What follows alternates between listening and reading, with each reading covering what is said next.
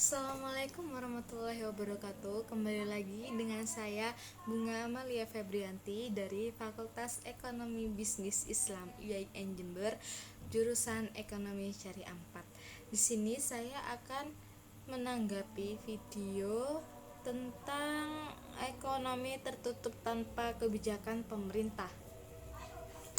Yang pertama, di sini ada ekonomi dua sektor. Ekonomi dua sektor ini perekonomian yang terdiri dari sektor rumah tangga dan perusahaan. Selanjutnya di sini tuh ada diagram aliran perekonomian dua sektor. Tapi ini harus pakai gambar. Saya cuma bisa ngasih seperti ini gambarnya. Kayak gini. Aliran pendapatan dalam perekonomian dua sektor itu ada empat. Ada empat. Yang pertama, sektor perusahaan menggunakan faktor-faktor produksi yang dimiliki rumah tangga. Yang kedua, sebagian besar pendapatan yang diterima rumah tangga akan digunakan untuk konsumsi. Yang ketiga, sisa pendapatan rumah tangga yang tidak digunakan untuk konsumsi akan ditabung dalam institusi-institusi keuangan. Yang keempat,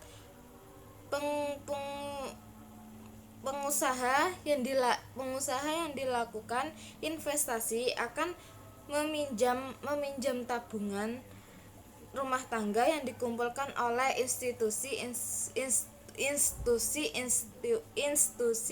keuangan. Selanjutnya,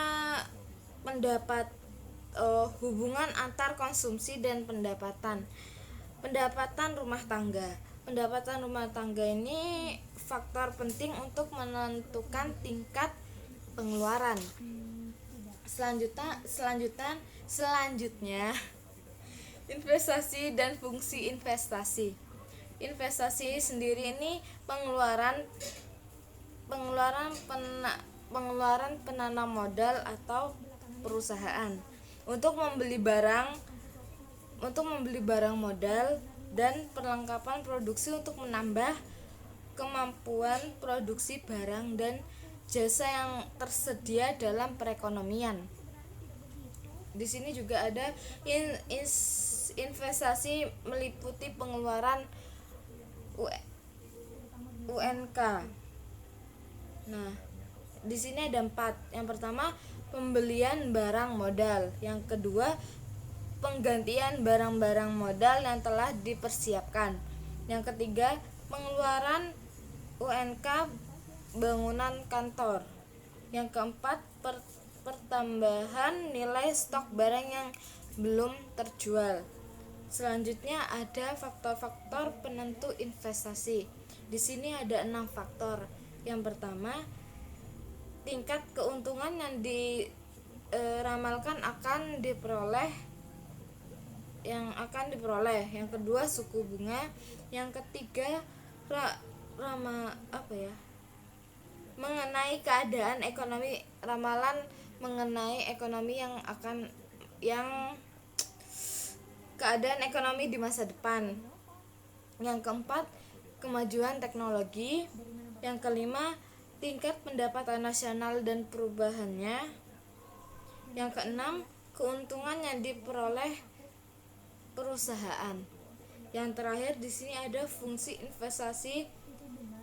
Fungsi investasi sendiri ini fungsi yang menunjukkan hubungan antara tingkat investasi dan tingkat pendapatan nasional. Di sini ada 2 fungsi. Yang pertama, fungsi investasi otonomi. Itu adalah besarnya tetap atau tidak pengaruh dengan besarnya pendapatan. Kalau investasi terpengaruh besarnya yang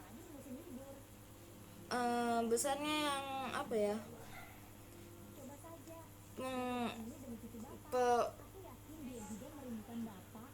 besarnya yang dipengaruhi pendapatan nasional. Jadi tuh investasi yang terpengaruh itu besarnya itu terpengaruhi oleh pendapatan nasional.